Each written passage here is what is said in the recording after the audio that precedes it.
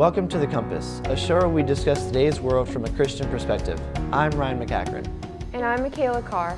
Today we are talking about technology, social media, and AI. Let's get started. Technology has radically transformed our lives in both good and bad ways. AI used to be something of our imagination or a science fiction novel, but now it is a new reality for all of us. AI, or artificial intelligence, is the ability of a computer or machine to mimic the inner workings of the human mind, which learns from previous experiences to understand and respond to problems or make decisions.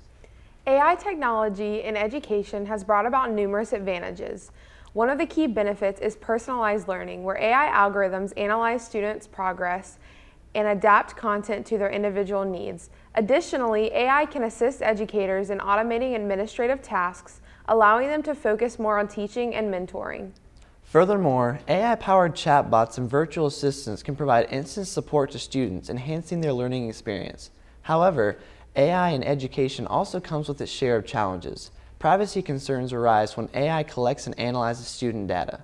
Furthermore, over-reliance on AI may lead to a reduction in human touch, which is vital to build relationships and social skills. Striking a balance between the advantages and disadvantages of AI in education remains a crucial consideration for educators and policymakers alike. Not only has AI found its way into education, but into transportation as well.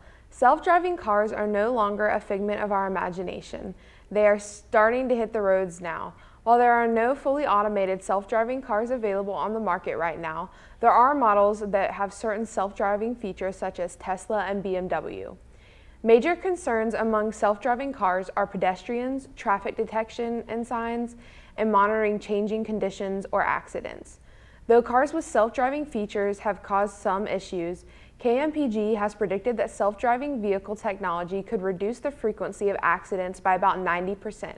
The future for AI in transportation is bright, but there are some hesitations when it comes to AI in the transportation world. AI technology has also become increasingly prevalent in Hollywood, revolutionizing the way films are made and enhancing the viewer experience. AI has significantly streamlined production processes and expanded creative possibilities. AI can use algorithms to predict box office successes and employ complex learning techniques for CGI and special effects. AI-driven tools have empowered filmmakers to analyze scripts, edit footage, and even generate realistic virtual actors, pushing the boundaries of storytelling. As Hollywood continues to embrace AI, it not only increases efficiency, but also creates new ways of storytelling and visual effects, enriching the cinematic experience for audiences worldwide. AI can be incorporated in many different areas of life, including healthcare. Introducing AI in the healthcare industry could help with worker shortages in hospitals, especially due to the COVID-19 pandemic in 2020. It can also free up millions of hours, automating more time-consuming tasks and allowing hospital workers to be more productive with their time. Along with that, AI can be helpful in speeding up pharmaceutical production, which can ultimately save more lives. With more on this topic, we have Seth Beebe talking about AI in education. After that, we will have Warren Dennis talking more on this subject. AI technology is advancing at a rapid pace, and as tools like ChatGPT continue to gain more and more users, people are beginning to have ethical concerns about its use in schools. Sometimes students know they have a topic and they've gathered information on that topic, and they're struggling to get started with their writing. Ask ChatGPT and then say, okay, I see how they word this. That's a good idea. Maybe that's how I can start my paper. The main thing for us is addressing any unethical use of ChatGPT, which mainly comes in students asking it to write the paper and then turning it as their own. It is a topic we shouldn't fight, but should embrace. Is it possible that if implemented correctly, ChatGPT could be used ethically in schools? I think that with anything, there's a context to what you're doing, and I think that ChatGPT can be used to help, but it can also be used to get away with using it for everything. AI is our future, and it's not slowing down. It's infiltrating everything. But as long as you're learning, I think that's the whole point. It's such a useful tool that can be used for good things that instead of trying to shun it away, we should just learn how to get along with it. This is Seth Beebe reporting for mcSWU. Thanks, Seth. After the break, we will have Warren Dennis talk about AI and how it is impacting our society today. Later, we will go to the streets to see how college students feel about AI. The Media Communications program at Southern Wesleyan University originally started with only 8 students, but now has risen up to 45 majors, and it was ranked number 6 in the state as of 2020. Here at mcSWU, I feel like I've been able to build a portfolio. Like, we're actually doing hands-on work. That's what I appreciate the most. I see a lot of potential in this program. It's been good to teach what I've been taught. I think that we just need to keep buying in to each other. Welcome back to The Compass. I'm here with Warren Dennis, the Assistant Director of IT here at mcSWU, to get to know more about AI and how it's impacting our society. How are you today, Warren? Doing well. Hope you are. Good, yeah. What are your thoughts about AI? Well, AI is a great technology. A lot of great uses for it. However, there are probably just as many bad uses as there are good uses. But yeah. And how can you apply it to like IT and computer science specifically with that AI? So specifically, as far as IT is concerned, AI technology is able to process huge amounts of data. So we can take that data, and whereas humans don't have the capacity to process that much, computers can actually process it, and they can extract any anomalies or irregularities or anything like that, and then give you outcomes that can help you to make better decisions. So it kind of keeps us ahead of the curve. Yeah, no, that's really good. Yeah, how do you see AI changing the future of our society, just in general and overall? Well, I think there are a lot of great applications that we could use it to improve our quality of life, especially in regard to like healthcare and things like that. Yeah. However, I think we have to ask ourselves the question, how dependent do we want to be on technology and on artificial intelligence? And I think at some point you have to ask those questions and come up with some conclusive answers, because I think it can begin to handicap us to a great extent. I think actually technology has probably handicapped us in some areas. Yeah, those are all really good things to think about. So with that, what do you think people should think about before considering to use AI in different areas in their life? Probably the most prevalent use of AI that people see on a daily basis is going to be with virtual assistants like Alexa and Siri. And then in social media platforms, the analytical tools, the AI tools that they use to curate personal content for people, build personal content, and then push it out to them. So with any of those, I guess the biggest concern and the biggest thing that people need to think about is your privacy and data that may or may not get extracted that people could use for other things. So yeah, those are all really important things to think about. Privacy is definitely a big issue when it comes to those. Did you have anything else that you wanted to say? Any other thoughts on the subject of AI? That's about it for now. Thank you so much, Warren. After the break, we will talk more about our thoughts on AI. Then Carol and Justice will go to the streets to ask people how they feel about AI. Southern Wesleyan University is the premier university in Central South Carolina, and our athletic teams are kicking off the 2023-2024 season this fall. Volleyball, men's and women's soccer, and cross country are off to a hot start and are looking to continue with your support. Our events are fun for the whole family, featured by concessions, fun music, and our famous Warrior mascot. So come on out and enjoy the Warriors in competition. To view the schedule, rosters, facilities, policies, and special events, please scan the QR code below to access the Southern Wesleyan Athletics site. Go Warriors! We're back with more from The Compass.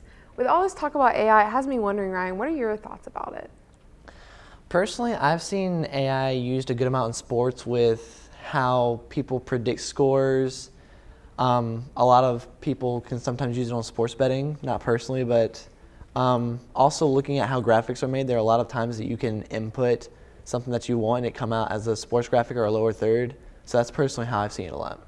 That's really cool. For me, like I like to use ChatGPT for not to write things for me, but like to copy edit. So like I do a lot of stuff in the social media world, so I'll get it to copy edit like maybe a caption or give me some ideas for a post, or even for school, like not have it write it like for me like a paper, but like I'll put my paper in there and say, hey, can like you clarify what parts I need to like maybe rework in this paper, and it doesn't, like I said, doesn't write it for me. It just kind of helps me clarify things in my paper and copy edit for me. So I think that's really cool. Yeah, getting like a second glance. Yeah. Now we go to Carolyn Justice on the streets as she asks about our student body and AI.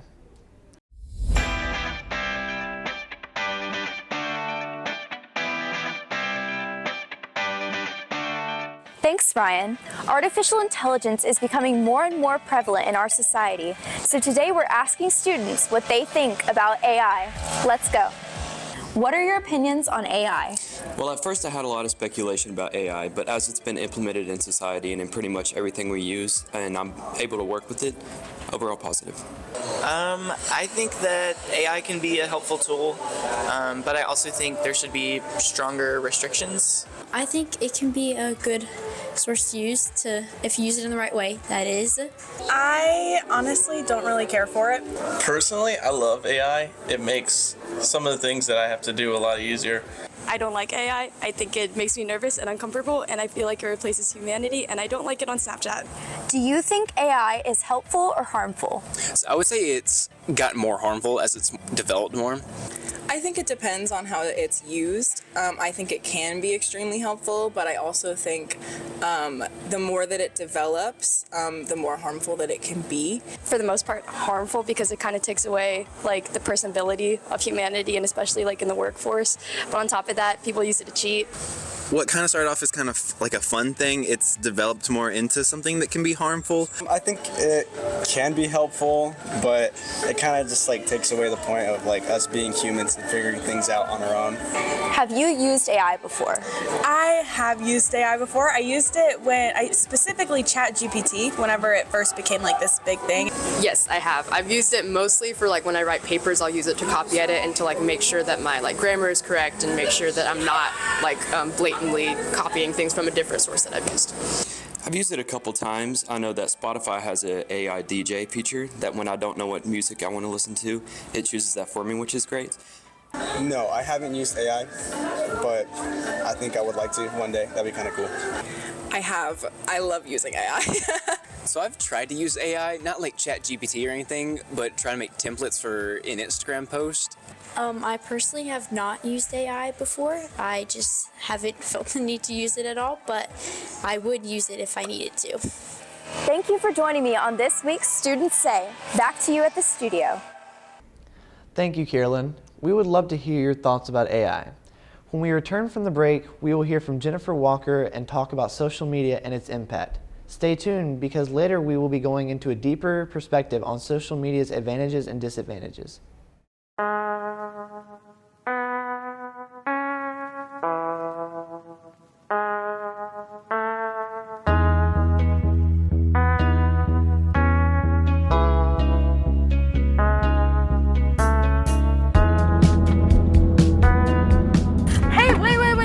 Wait. Did you see the red light? What red light? Get out the room!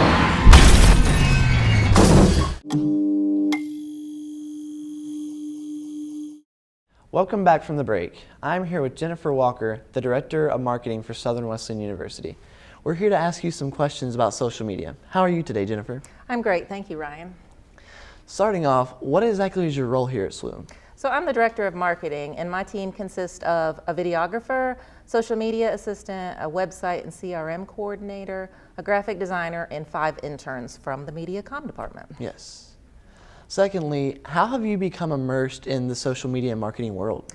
So the marketing world I have been part of for many years. I started as a graphic design major at Anderson University, and I've been working in marketing ever since, working from corporate jobs in the marketing departments down to small companies and freelance and several different magazines along the way. The social media world is new to me, fairly new to me.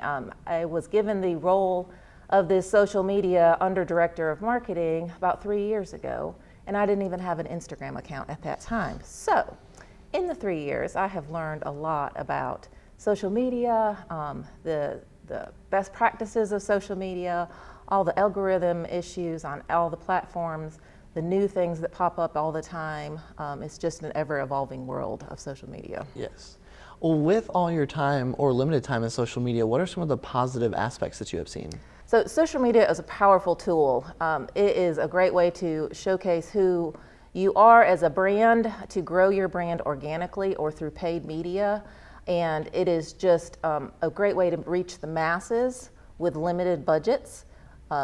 Versus how we used to have to do it with direct mail, sending it out and you getting it in the post box. Well, on the flip side of that, what are some of the negative aspects of social media? Yeah, the negatives sometimes outweigh the positives. Everybody has a voice on social media, so you could put something out there that you think is very positive and somebody else might think it's negative. And their comments, can trickle down and create a mess on social media. Another negative of social media is hackers and scammers. Social media has been hit 2 times in the time that I've been the director of marketing with scammers, and they hacked into our business account, and all of a sudden we had blue jean ads on the social media account for Facebook. So not a fun time, but it's part of the world of social media. Well, with that, how is AI impacting the world of social media, whether good or bad? Yeah, AI is new to us. Well, it's fairly new. All of our tools that we use for social media have an AI component built into it. Hootsuite is our posting platform, and it will generate idea contents for us. We will use that as a tool. We do not use it straight out of AI because it doesn't have our brand voice, our flair for SWU that we need to do. AI is coming about in all areas of marketing, but my biggest concern with that is it takes the human side of marketing out of it. So we have to remember that we have to show who SWU is, but use it as a tool and a resource, just like any other thing.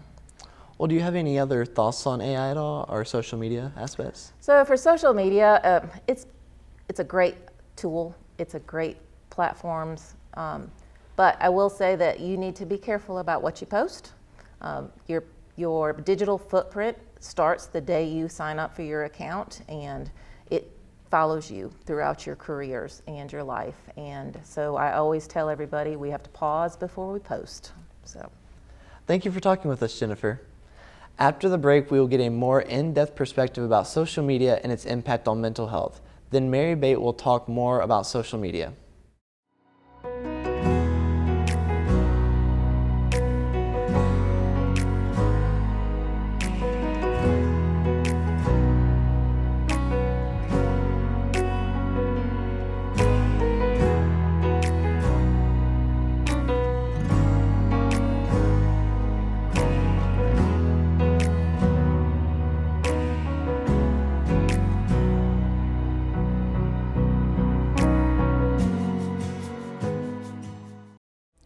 Welcome back from the break. Social media is more than just digital platforms. It's a digital environment that is reshaping the world as we know it. In 2023, an estimated 4.9 billion people use social media across the world. The most engaging form of content online is short-form videos such as YouTube Shorts, Instagram Reels, and TikTok. As of April 2023, BeReal was the fastest growing social media platform. From MySpace in 2004 to Facebook, TikTok, and BeReal, it seems like new social media platforms pop up every day. Which begs the question, how are these digital platforms impacting our daily lives? Mental health and social media have become intertwined in today's digital age. While social media platforms offer opportunities for connection, support, and self-expression, they also pose significant challenges to mental well-being. The constant comparison with curated, often idealized versions of others' lives can lead to feelings of inadequacy, anxiety, and depression. Additionally, the addictive nature of scrolling and the fear of missing out can disrupt sleep patterns and exacerbate stress levels. On the flip side, social media can also be a powerful tool for raising awareness about mental health issues, offering resources, and fostering communities of support.